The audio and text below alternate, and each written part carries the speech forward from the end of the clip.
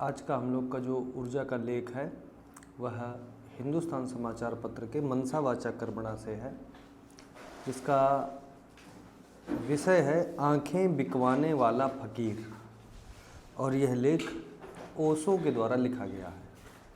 ठीक है, तो सभी लोगों को जय हिंद, सभी लोगों को नमस्कार।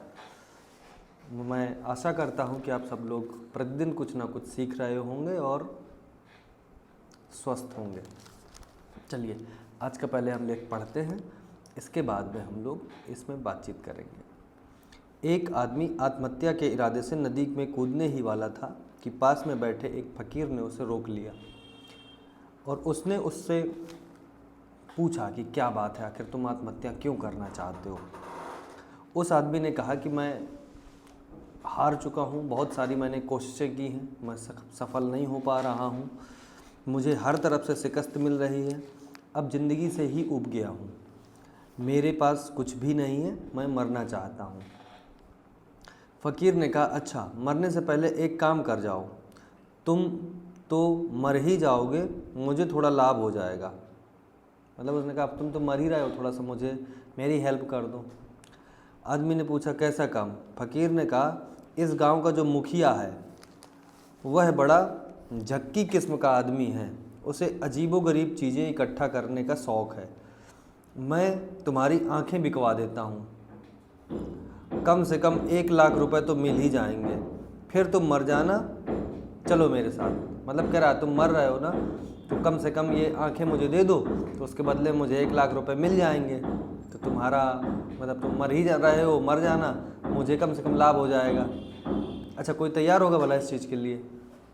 देखिए, वह आदमी कहता है फ़कीर को, पहले ही कह चुका था कि मैं मरने जा रहा हूँ, मगर उसे ख्याल आया कि 1 लाख रुपए यदि आंखों से मिल सकते हैं तो एकदम गरीब नहीं हूँ मैं। अच्छा, उसको भी देखो, अब ज्ञान आ गया कि अब आंखें बिक रही हैं तो अब मतलब मैं बिल्कुल गरीब नहीं हूँ। ठीक है, मुखिया के घर तक पहुँचते पहुँचते तय कर लिया कि आंखें बेचना ठीक नहीं, मरने की बात भूल गया। फ़कीर अंदर गया, मुखिया को राज़ी कर लिया, फिर उस आदमी को बुलाया गया। मुखिया ने कहा, ठीक है, आंखें निकलवा लेते हैं, 1 लाख रुपए ले लो। उस आदमी ने कहा, समझा क्या है तुमने मुझे, आंखें बेचूंगा? मुखिया बोला, दाम ज़्यादा चाहिए तो वैसी बातें करो, जितनी रकम मांगोगे उतनी दूंगा। देखो, अब वो मतलब वो भी समझ गया इस चीज़ को, तो क्या बोल रहा है कि तुम्हें आँखें मतलब तुमने मुझे क्या समझ रखा है कि मैं आंखें बेच दूंगा अपनी। और मुखिया भी देखो क्या बोल रहा है कि और ज़्यादा पैसे चाहिए तुमको, तो वो भी बोलो पैसे कितने चाहिए।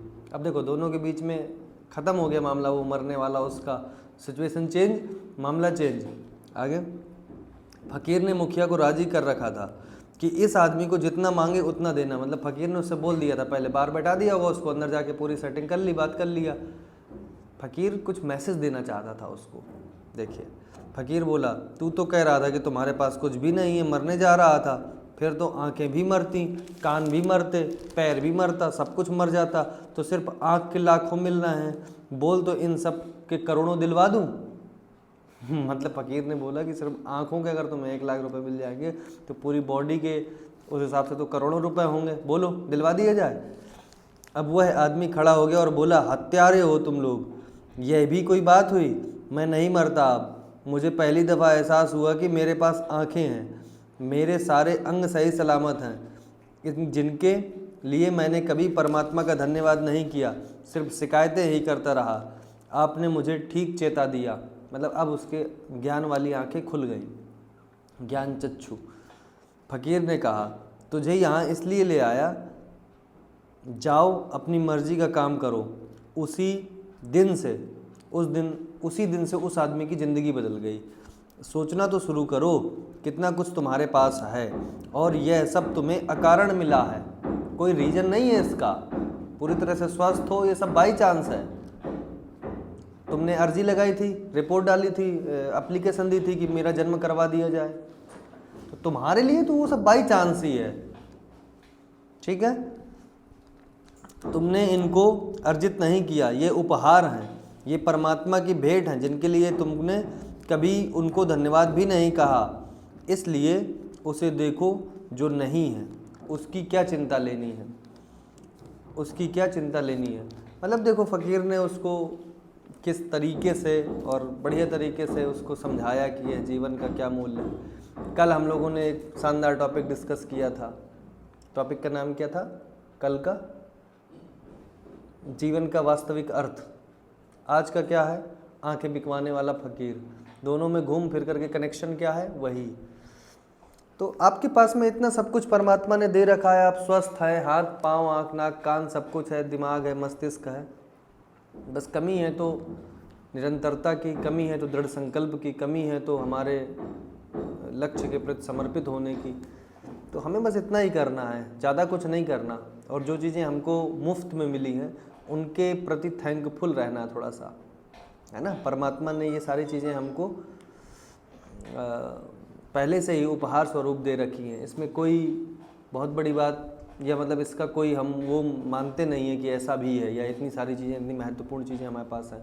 हम उन चीज़ों के लिए फर्जी में परेशान होते हैं या ज़्यादा एक्सपेक्टेशन, इच्छाएं रख लेते हैं, इसलिए परेशान होते हैं।